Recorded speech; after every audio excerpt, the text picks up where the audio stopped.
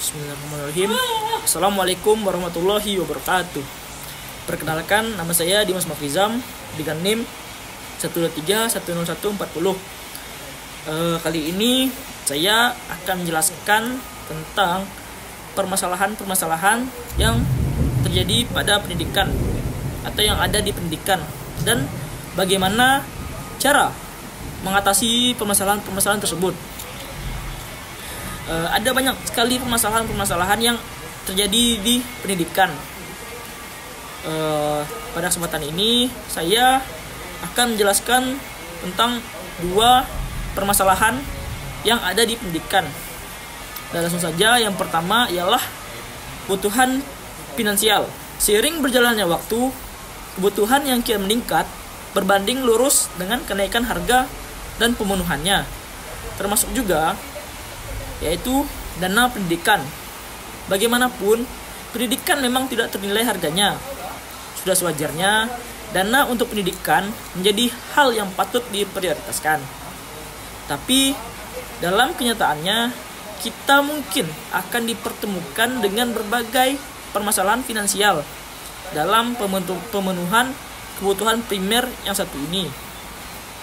Mulai dari biaya-biaya yang meningkat tiap tahunnya, kebutuhan yang tidak terbatas pada uang pangkal dan SPP saja, sampai ragam kegiatan-kegiatan tambahan yang bisa merogoh kocek kita lebih dalam saat memenuhi pendidikan anak kita.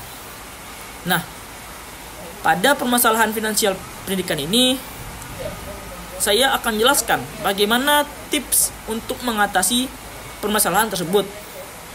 Yang pertama ialah rapikan pengelolaan keuangan kita. Nah, kebutuhan finansial selama kita menopang kehidupan pastinya sangat beragam. Mulai dari kebutuhan yang paling primer seperti belanja bulanan, tempat tinggal, bayar listrik, pendidikan anak, sampai biaya-biaya entertainment untuk melanjutkan hari-hari kita. Untuk mengantisipasi masalah keuangan sekolah anak kita yang tentu saja tidak kita inginkan untuk menjadi, ada baiknya kita membuat suatu pos-pos pemasukan dan pengeluaran sesuai dengan porsinya. Seperti mencatat dengan rapi proses keluar dan masuk uang, dan lakukan juga perbandingan di tiap bulannya. Hal ini sangat diperlukan agar kita dapat mengira kebutuhan mana yang masih bisa ditahan untuk mengucurkan dana ke aspek kebutuhan lainnya yang ada di dalam rumah tangga kita. Jadi, jangan sampai pengelolaan finansial yang buruk mengganggu pemenuhan biaya pendidikan anak kita nantinya. Yaitu yang kedua, tips yang kedua yaitu terus perbarui target serta anggaran pendidikan anak kita. Semakin tingginya jenjang pendidikan, semakin tinggi pula dana yang perlu kita keluarkan. Faktor pengaruhnya bukan hanya dari biaya pendidikan, tapi juga biaya kebutuhan anak-anak kita sendiri. Kita pastinya menginginkan yang terbaik untuk buah hati kita. Maka dari itu, kita setiap jenjangnya perlu selalu update untuk mengenai kebutuhan-kebutuhan terbaru yang berhubungan dengan pendidikan anak.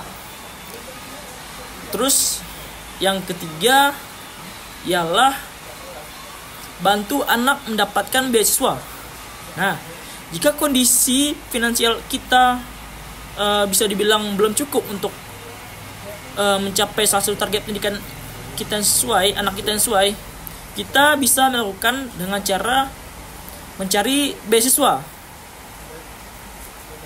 Beasiswa ini dapat banyak cara untuk mendapatkannya, yaitu dan sekarang banyak lembaga dalam negeri dan bahkan luar negeri, dari yang milik pemerintah hingga non pemerintahan, yang membuka suatu peluang beasiswa mulai dari jenjang pendidikan SD sampai lanjutan.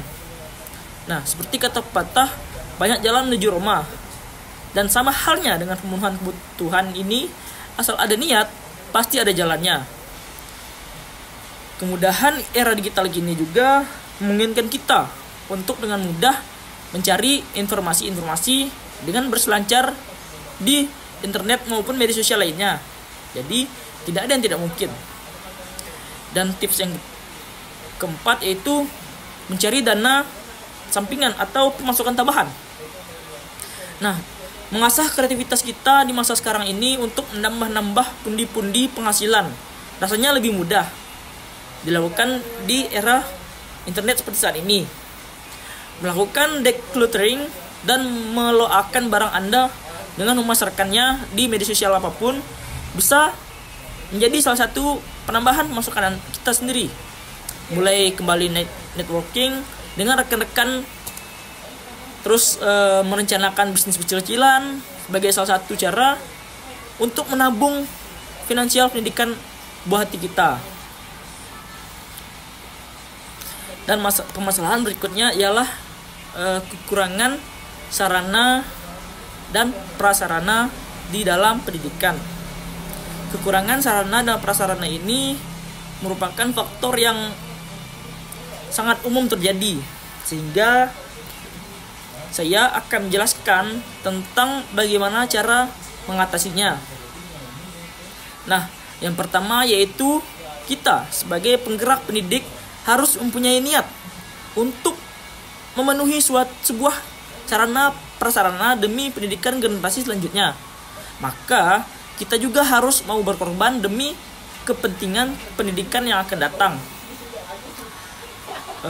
Yang kedua ialah membuat surat pemenuhan sarana prasarana pendidikan kepada pemerintah agar kita dapat diberikan sarana dan prasarana yang layak dan lebih terjamin ke depannya dengan adanya bantuan dari pemerintah. Nah, yang ketiga ialah guru harus mencari alternatif lain untuk melakukan suatu pembelajaran dengan memperhitungkan atau mengubah metode belajar dengan di luar ruangan yang bisa disebut dengan lebih mengarahkan siswa untuk belajar di dalam luar dengan berdiskusi bersama.